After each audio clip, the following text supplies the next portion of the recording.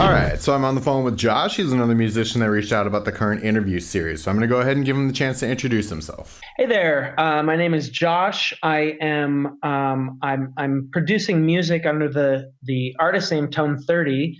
I released an album about my first album back actually a year ago, back in April of 2022. And other than music, I've spent a bunch of time as a software engineer, and I've had some other kind of careers too. So music is kind of my most recent excursion in life, I suppose you could say. So thanks for having me. I appreciate it. Sure, absolutely. So tell me a bit about how you kind of identified music as something that you wanted to add into your life. What was it about music that really pulled you into it? So for me, music in general kind of catches my undivided attention in a way that I think a lot of the people that I've listened to music with over the years, it hasn't done the same thing for them, right? And so, I for so many years I just listened to music. I wasn't one of these people who was in a band in high school or had a degree in music through college. And my son actually, my parents had bought my son a guitar for Christmas, and I decided I kind of wanted to play guitar with him, and so I picked up a guitar. And somebody who listens to music obsessively, I fell in love with playing the guitar, and he's kind of dropped off, and I became obsessed with it. So I had a kind of a non-traditional start compared to a lot of the musicians out there. Okay, you mentioned that it did kind of come a bit later. What do you kind of think, fueled that obsession once it kind of set in? Well, I think at some point in your life, and right, and I'm kind of now I'm in my 40s, and you're searching for life, in life for meaning, and you're searching for things to occupy your time and feel like you're continue to be challenged in life in these different ways. And I had gotten bored with engineering. I was doing some auto racing, and I was kind of feeling a little bit bored with that, and some other things. And music was an area where I think I was able to engage my brain in a way that was incredibly challenging. Learning music at that stage in your life is just harder. And there was something about the practice of it that really grabbed me. Not even just playing, like just doing scales was, and being in time when I started was very difficult. And that challenge, I think, was really welcome for me at that time in my life. Okay. And so at some point, you kind of reached a point where you felt you had some sort of mastery of the instrument and decided to move on to the next level of creating and writing with it.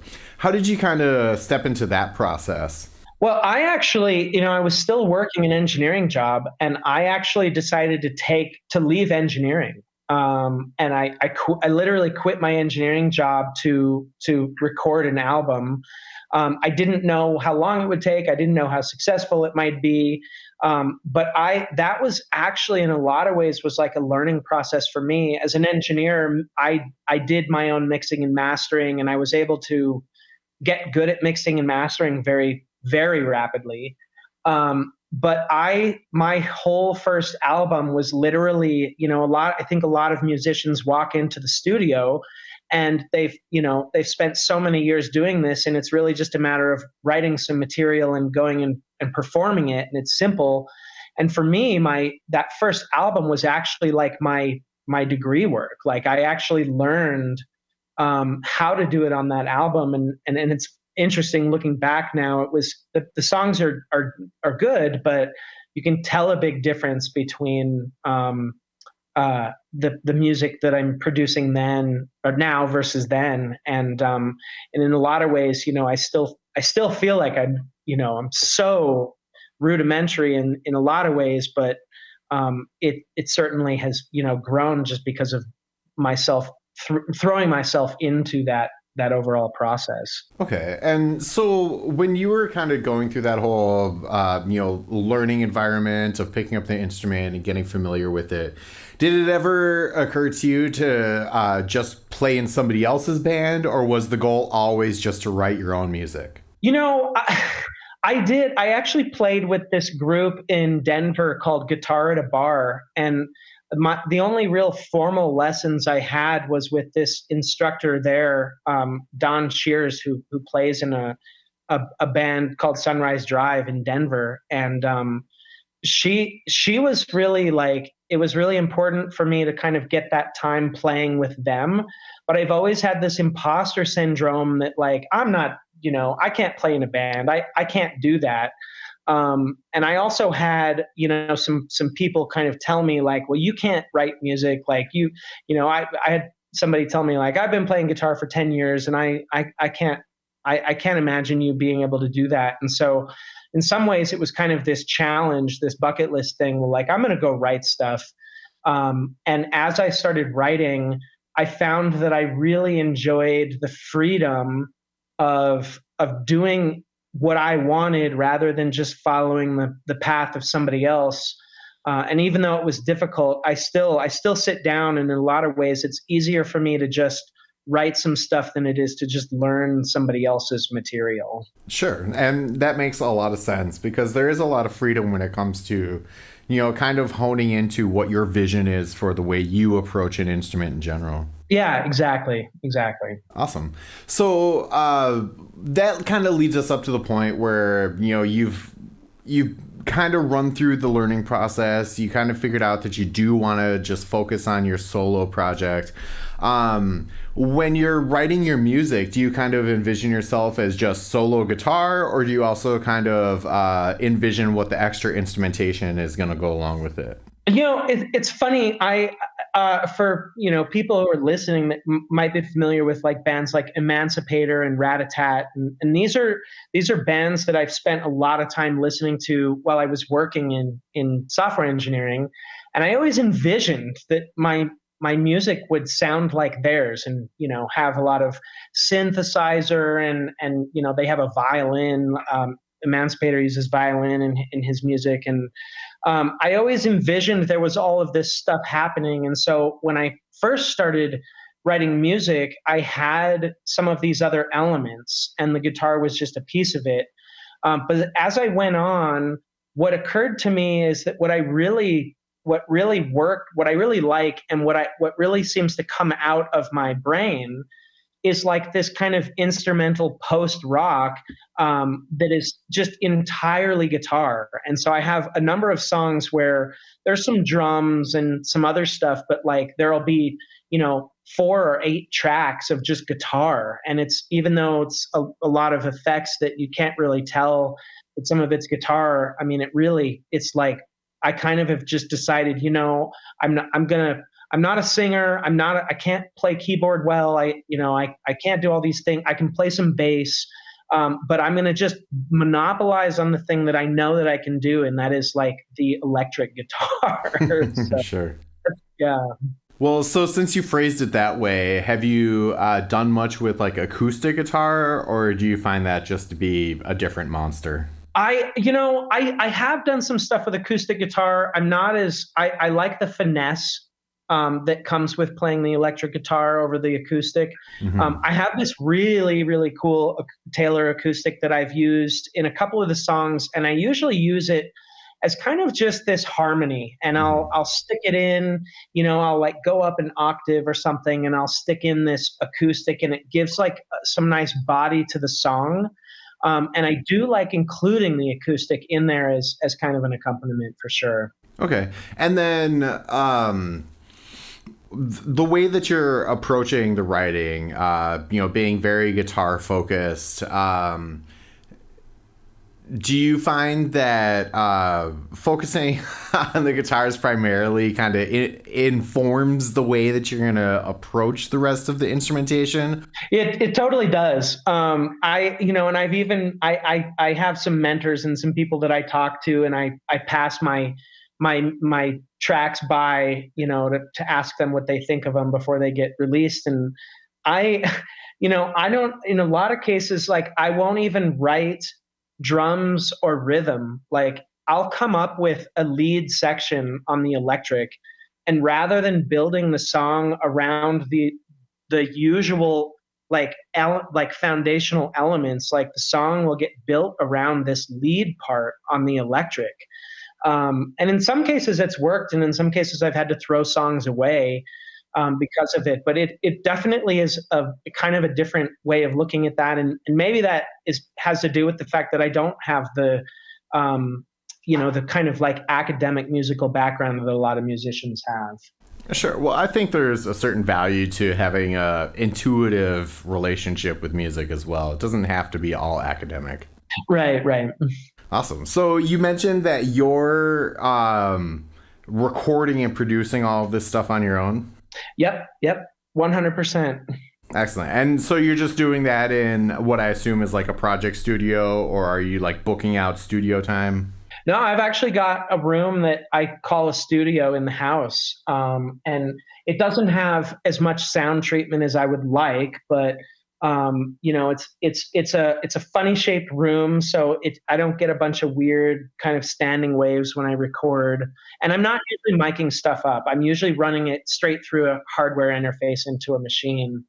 But yeah, I've got everything here. I've got a Prophet Rev 2 that I sits next to the desk, and I've got my monitors right here, and I do everything with Studio One. Mm-hmm. Um, and I've had what I consider to be pretty good success recording here in the house. And then the kind of the cool thing that a lot of musicians I think don't really do is I actually have a set of Martin Logan loudspeakers, which are like these really cool electrostatic loudspeakers. And I'll actually, after I have a track done, I'll pull the track out and I'll Bluetooth to my receiver, and I'll play the track over these Martin Logans in my home theater, and to kind of I get as a reference speaker. And so it definitely has worked out well doing that. Awesome. So, what's the plan for you once you have a bunch of this material together to release? And then are you going to do shows? I have a band that I play with here locally, and we're getting to the point where we might be doing some more gigs. I really would love to do some shows in the future, but I need, like, the way that my music is written, it requires, like, I can, in the studio, I can record it by myself, but to perform it, I would either have to be awesome on the stomp box, right, and be a looper genius, or I would have to have like two or three other people. And so what I've actually been looking for strongly the last few months is like a female vocalist that I can produce some music with, that's a little bit more simplistic, that has some vocals in it that we can go out and perform. I think that would be great. Awesome. So, what are some of your favorite memories that have kind of stuck out to you since you began this journey, learning guitar up into, looking for now a live performance band that you can put together? What kind of keeps you motivated?